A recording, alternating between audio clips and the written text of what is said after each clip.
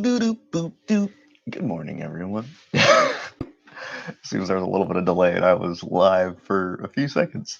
So enjoy the Jurassic Park theme song a little bit. I just want to say welcome and thank you for joining me for another morning liberation meditation. And I'm excited. So just let you know how I'm feeling. And with everything, just kind of how things go in life, as we covered a little bit yesterday, with our practice of gratitude. When you start your morning like that, for me at least, the first hour in silence, just being really thankful, it sets the tone and I'm vitalized, I'm energized. So let's get it. We're going to have a great meditation this morning. It is a beautiful, beautiful day right now. Clear blue skies, see the birds out. So we're just going to kind of carry over this piece into our meditation this morning. So allow yourself to find a nice, comfortable position, whether it be sitting up or lying down flat. Just make sure you don't fall asleep.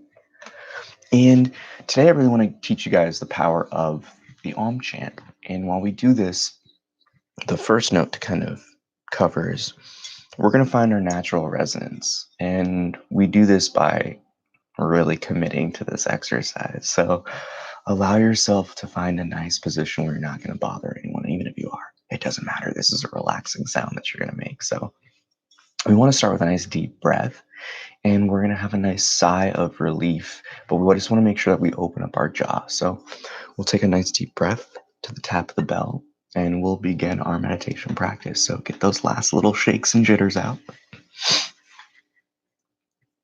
And again, we take a nice deep breath with the tap of the bell and allow our exhale to be a nice long sigh of relief.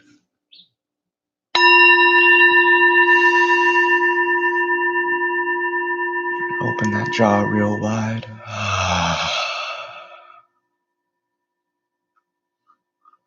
If you need to feel a little jaw stretch, feel free. We're going to do that 2 more times together. And make sure you're really committing to that sigh like you're getting home after a long day at work.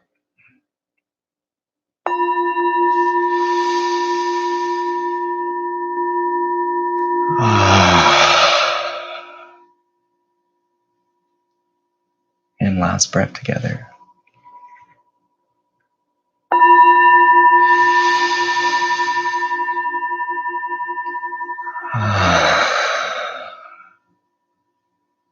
And from here, we're going to transition this into a simple note, RA. And we really want to try to feel that resonance and that vibration in the chest. So if you need to, you can place your fingers on your sternum.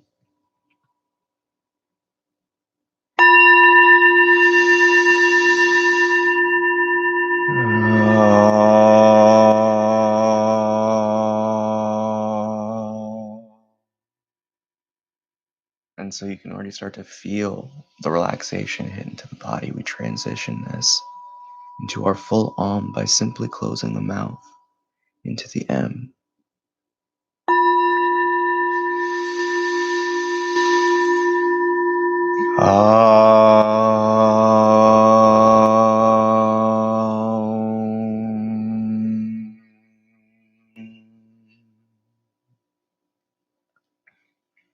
If you haven't yet, make sure your tongue is gently resting on the roof of the mouth, like so.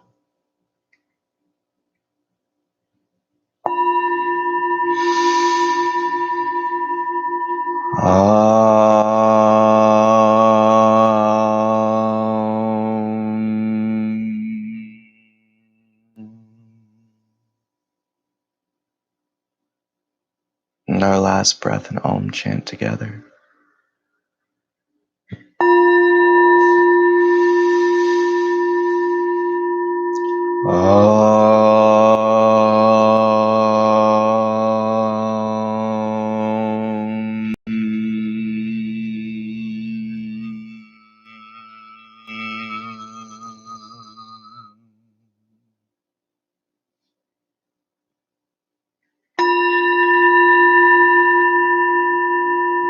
And as our attention shifts to the fading bell and silence after,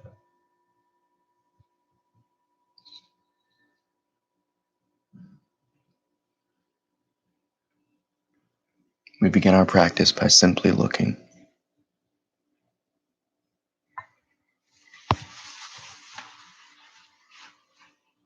Looking at this internal space, from the thoughts to the emotions to the sensations. This inner knowing of what is arising happens simultaneously as the happenings around us arise. Yet we see and experience, and most importantly, know.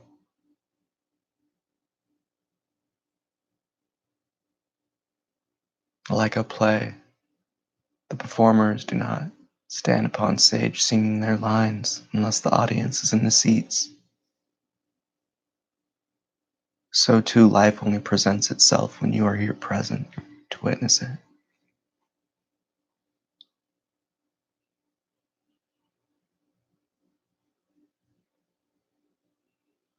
In this very sense, we can see that it's not the happenings within life that are important. For as we all know, life stops for no one. But for the personal experience, what matters most is the I to witness them.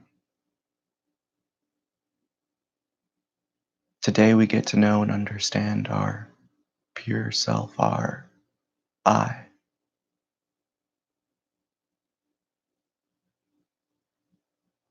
For when our knowledge of self becomes more known, our affection for the truth in ourself grows stronger and stronger.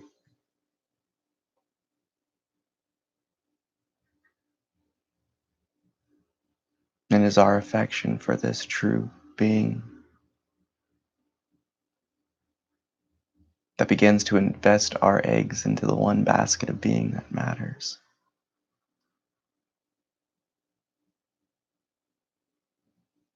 This silent witness within.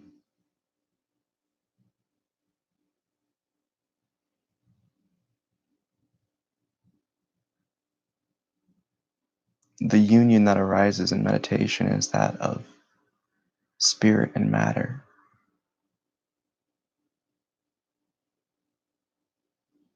We aim to achieve this through simple presence.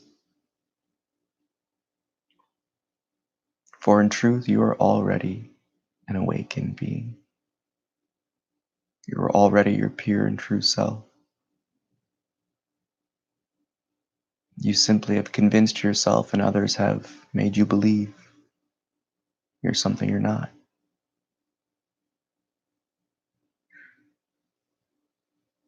It's up to you to question. It's up to you to allow experience to show you and guide you towards the knowings that you've always had. Your desire to be happy,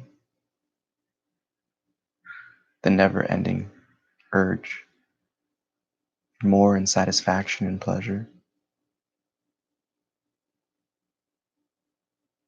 The only thing that satisfies anything to the human spirit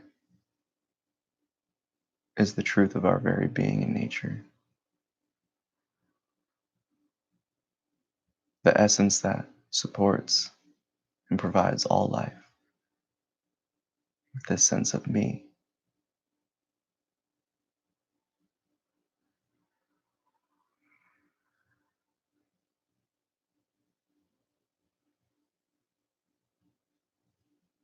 With each breath, we simply watch the body. With each thought, we see it like a cloud passing by. But we hold on to nothing dearly. We simply allow things to come and go as they arise, and we watch like we're watching a movie and listen like we're listening to music, with the knowing that it's happening outside of our observation.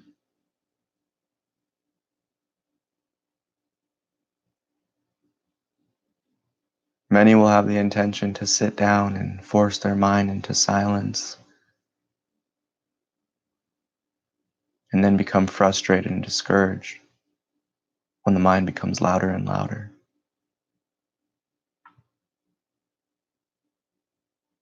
In truth, this is a simple misconception of what the mind is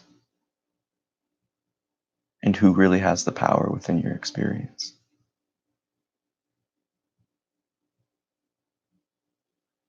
The mind is nothing but a collection of thoughts, a collection of experience not processed, and the imagination running wild because it feels its voice is more important than your silence and truth. Bred from our schooling and conditioning to sharpen this tool of the mind, but never being told our true position in it.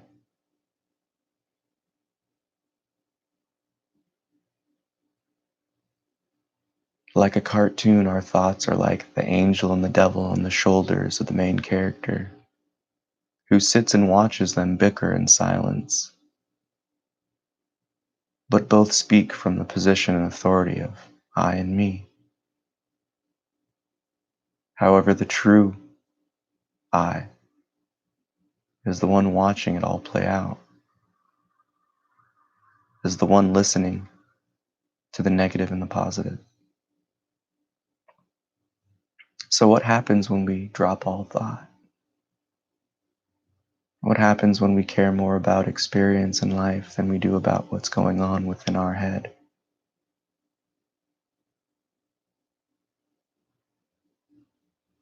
You already know. The moments when we're the happiest, the most carefree, in the moment, or known as in the zone nowadays. It's the simple state of effortless action, without thought, just being and flowing with life into its many expressions. You see, many of us are always in this state of flow.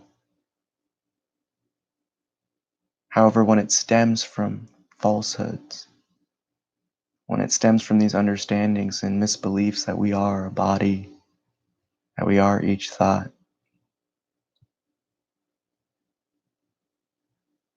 life will confront us with moments to see that this is an unwise position and perspective.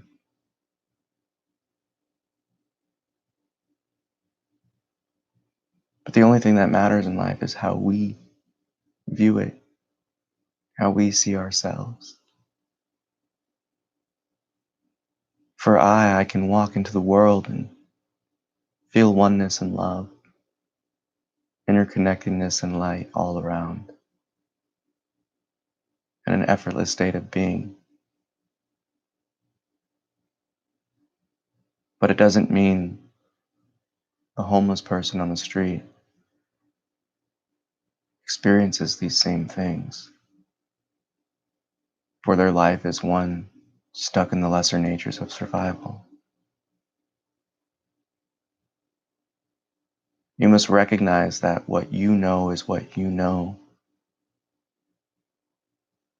It is not applicable to all others. For you are you and they are they. And that is the beauty and uniqueness of life. But despite these different circumstances, these different paths, lives that we live, know that we all reach the same destination in our journeys.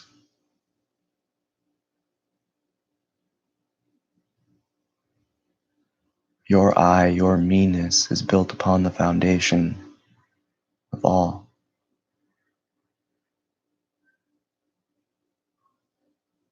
Each being is connected and stems from this one source of life. And when we let go of our expectations, our assumptions and beliefs, and simply look to hear, see, feel, and touch using our experiences as the highest forms of knowledge.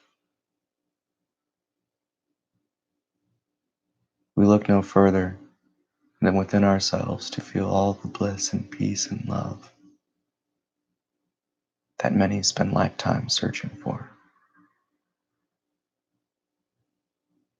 And that is the paradox and the divine joke of life itself. It takes a journey outside of us to only be met still with dissatisfaction, contentment, resentment, and more before we stop walking away and start treading in, diving deep within ourselves, falling into our own hearts, and questioning the seer, the experiencer, this being we know as me and I.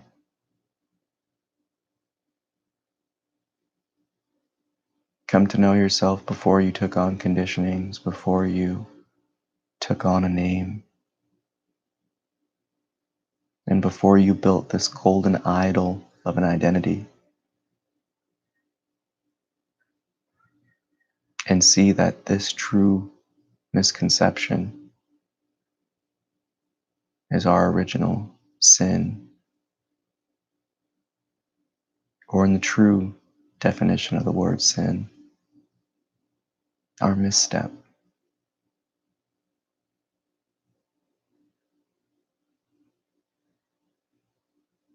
So much of life we know is true. However, we all know and have been in situations where one piece of information can drastically change how we perceive the scene. Like a mystery novel, we can never figure out the ending if we don't have all the clues and facts. So don't overlook the most important one because of its subtlety. All experiences seen and heard and felt and funnels through one source of being, you. You give the thoughts power with your investment in them. You give the body its diluted state by adhering to every sensation.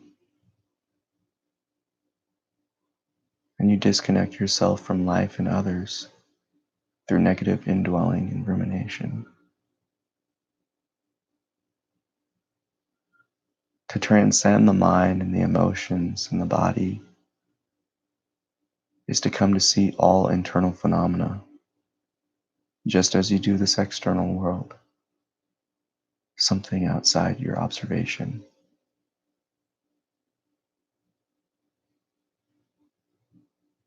Each breath we use allows us to anchor and root ourselves in this silent being as we simply be.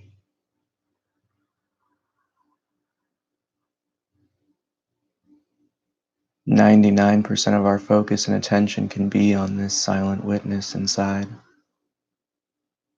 on this silent state of observation. And it'll appear you will still operate effortlessly in this external material world.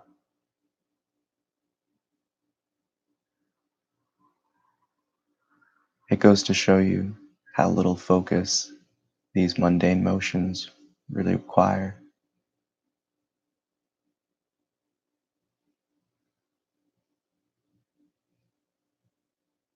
If the mind is loud,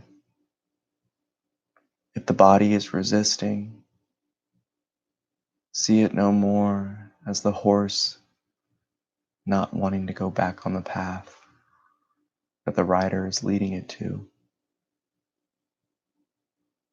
It does not know it's for its best interest right now, but affirm your position and tell it. Speak to your body, speak to your thoughts from your true position and see the difference. Question the origin of every thought that happens. diligently. Question each action before you do it. In order to assert your position, you must break the habits of old. You must break the understanding of old. And we could only learn and discover when we let go of what is previously known.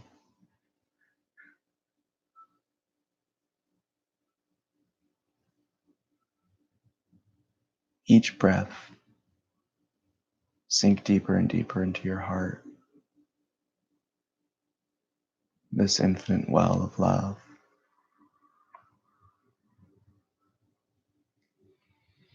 And know that this is why you're here.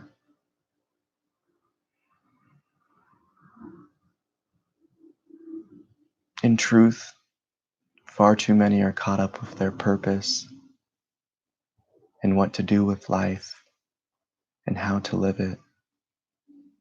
But they've overlooked the most important question before anything else can arise.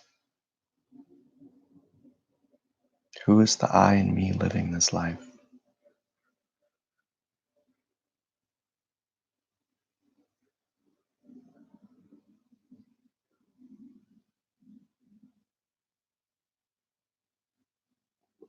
But allow life to show you and recall through your own experiences all the times the universe has been reminding you what you truly are.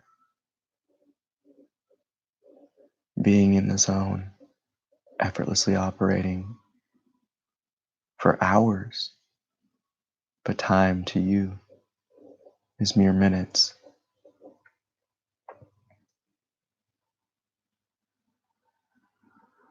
Inspirational thoughts taking over the body as they express themselves, and you're left simply witnessing the beauty arising.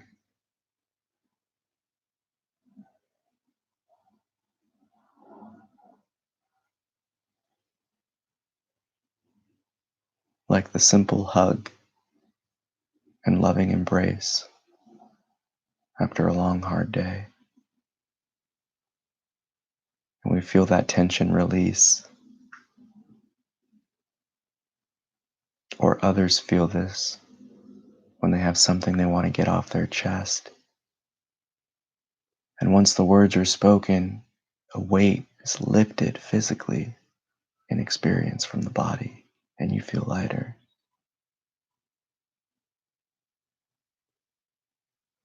Those gut feelings you've ignored, but have known situations wouldn't have ended up the way they did if you had listened.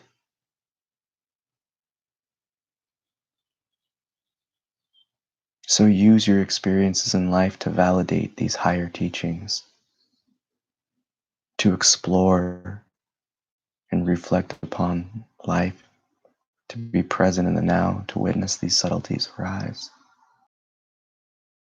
and watch life transform before your eyes into a beautiful dance,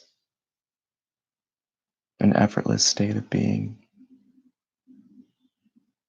an opportunistic journey that loves and supports you. But above all else, the most important thing is action. And this practice, sitting silently with our gaze focused inwards, is merely the beginning. And it's just the beginning and start of this divine practice. For true meditation is simply observing in this silent knowing. And this is something we can do all the time.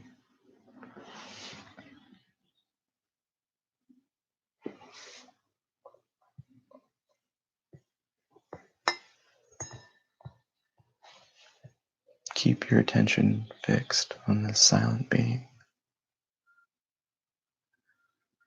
simply being your pure self. And know that when you feel and observe these silent states, and feel this inner calm and love and warmth. That this is the aroma of your pure beingness.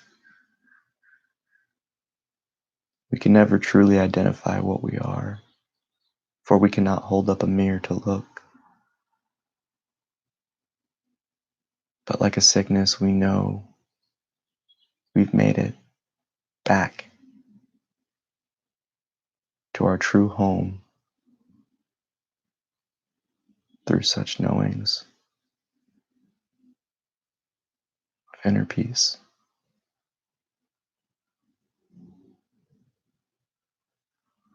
And again, allow life to validate these experiences so you know this is your true home. This is how your internal environment always is.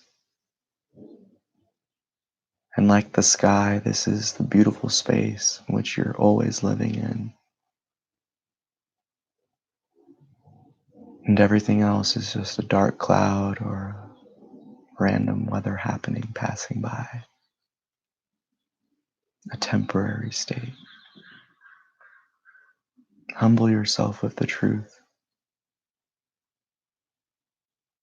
and watch life blossom and unfold before your very eyes.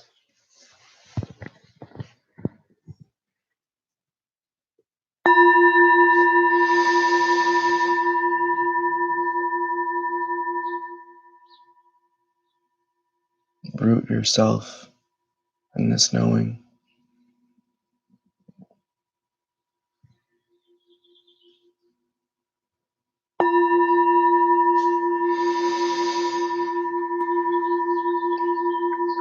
Fall in love with your pureness, for all is a game of affection.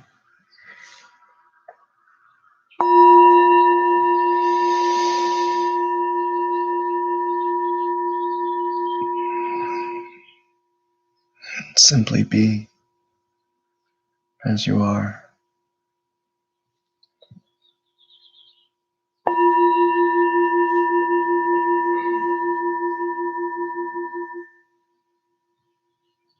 And whenever you're ready, you may open the eyes or simply rest with them closed still.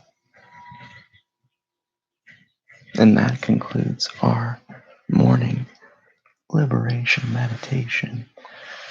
I just wanted to say thank you again so much for joining this morning, and I hope you've seen a switch, a little bit of change in this daily practice of meditation. If you have, I definitely want to know about it. So drop a line in the comments. Don't forget to give it a thumbs up, share if you enjoy. I know others will too. But ultimately, I just want to say it's this inner looking and this conscious journey of experiencing life while always kind of reminding ourselves and reflecting upon this seer and the seen comment. That's going to be a really big key to your liberation and healing. Because when life takes us away from this nowness, this ground of being that we feel in meditation, it's simply just distracting us. It's almost just like it's shifting our attention and our gaze to something else. But remind yourself as much as you can, as often as you can, because it's this consistent reminding that will break the habit. It'll create that separation naturally. You don't need to do anything. I guess the leading paradox of spirituality and life itself is, you have to put your heart in the place for these things, but the more you try to effort them, it'll create more resistance. So don't make it something that you're gonna, do and then maybe fail and then beat yourself up over. that defeats the purpose. You're just reinforcing negative talk, which needs to stop entirely. What must be done in this sense is reminding yourself, is this seen? That's it. Am I seeing this? Am I hearing this? Because again, you're silent witnessing. Imagine yourself in the Bhagavad Gita. I believe Krishna said it to Arjuna when he was trying to explain to him, like, what's life? What's this consciousness? I don't know what's going on. If you haven't read it, the Bhagavad Gita, depending on your translation, is one of the most like on point spiritual texts there is, because it goes through everything that you need to know um, in a very short story. But he essentially says, Arjuna, your true self is like a sphere of infinite eyeballs, just knows, witnesses, feels, interprets. It can sense everything. And that just left him flabbergasted. But understand, this is that silent witness in which I speak upon. How you feel, you sense, you interpret everything automatically, simultaneously as it arises. And it doesn't take thinking. It's just no. When you get up to the bathroom, you get up and go. It's the intimacy of the I guess you could say it's the intimacy that we have for the mind and the emotions and the thoughts, because we've grown up with them and we've been taught that you're your emotions, you're this, blah blah blah, and all this just nonsensical crap that people that don't know what they're talking about have told us. Remind yourself as often as you can that if you know that this world is corrupt, if you know that there's corruption and there's a lot of inefficiencies, and as we've experienced, there's a lot of people in positions of power that are undeserving of them, you know, see that as a sign. Allow yourself to be validated through your own experience versus what everyone else is telling you. You know, Ultimately, you have to go with what you know.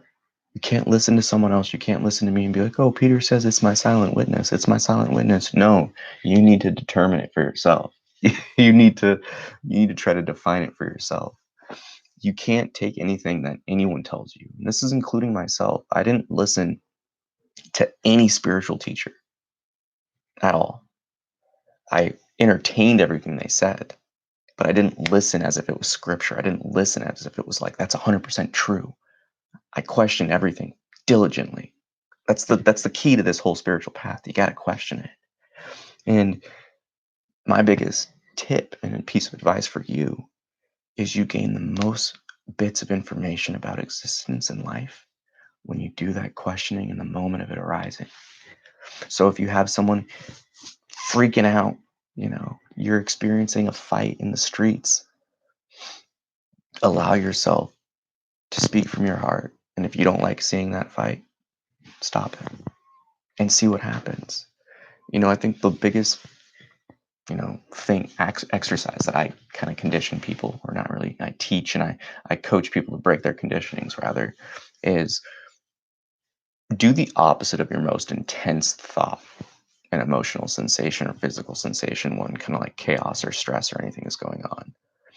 Especially when you notice it takes you back to patterns of isolation, of hate, of anger, of, just really just taking you away from this peace and stillness. And the more you do it, you may start to observe the tricks of the mind trying to pull you back into its control. Because again, you got to understand your ego, the ego, what people call the conditioned self, is just an idea. It's just an idea. This idea that you're this being that's so and so old, that's this height, that looks like this, that only does these things, that doesn't like this food but likes this food, that is all just an idea that you have about yourself. So my question and my final note for you to kind of ponder upon the day is, what happens if you live as if that person doesn't exist?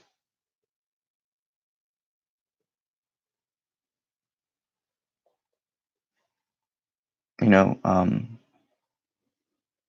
I guess I'll end in this final story. So I work at senior centers with some elderly clients and teach like yoga and do personal training and meditation and stuff.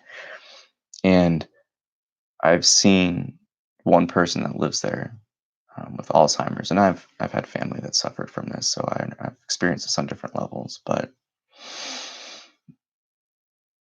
one person that knew them, this lady had told me, "Oh, she used to be a really angry lady, but when her Alzheimer's came back, or started to develop rather, and it came in full force, and she ultimately forgot why she was angry. She was a sweetheart.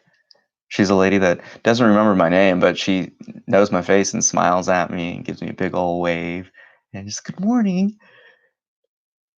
But to me, it was fascinating hearing that that lady used to just be a Scrooge.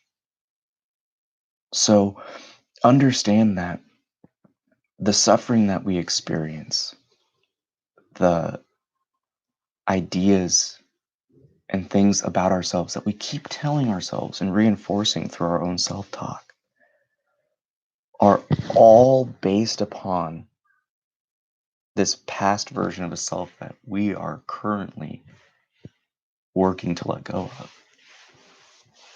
So if you're looking to let go of this past self and grow and transcend, allow yourself to let go of these ideas and beliefs and ideologies and live an open life. You'd be surprised just how much more filled up with love you feel, how much less you care about other people's mistakes and inefficiencies, and ultimately just live life. It's a definite adjustment and it's a noticeable one. So allow yourself to again live as if the being that you've told yourself has existed thus far just whoop went away. And live from your heart, be your most genuine self, and see what that's like. Try it. Seriously, try it. When you feel that rumbling of lashing out, when you feel that rumbling of running away, of gossiping, of whatever it is that your plights are, picking people, judging yourself, allow yourself to see that as that. Oh, that's something that old me would do. I don't do that anymore. Understand why it comes. Oh, that's just the judgment of my parents, of my grandparents, of my auntie and uncle. Oh, that's my brother's abusiveness. Oh, that's my sister's negativity. Start to see the origins of all of these different patterns. And in like native lore, you'll start to see the little coyote and fox that the mind is. This cunning trickster that's always trying to get us wrapped around its finger. But ultimately, we're the rider, and this body is the horse. So have a blessed day. Keep yourself focusing on that. We'll tap back in tomorrow. And again, don't forget to hit that thumbs up, subscribe, share the love. If you find that this practice is helping you, be confident in yourself. Doesn't matter what other people think about you. They're already coming up with their own stuff anyway. So be your most genuine self. If you're feeling like $1,000,000, bust into the room being like, I'm feeling good. How are you doing today? And spread that love and light. And when you see that curmudgeon, that Scrooge, that person that's just like, ugh, how are you so excited right now? Ugh, how are you like this? Just look at them with a smile and be, because there's no point being sad. I love you. Namaste.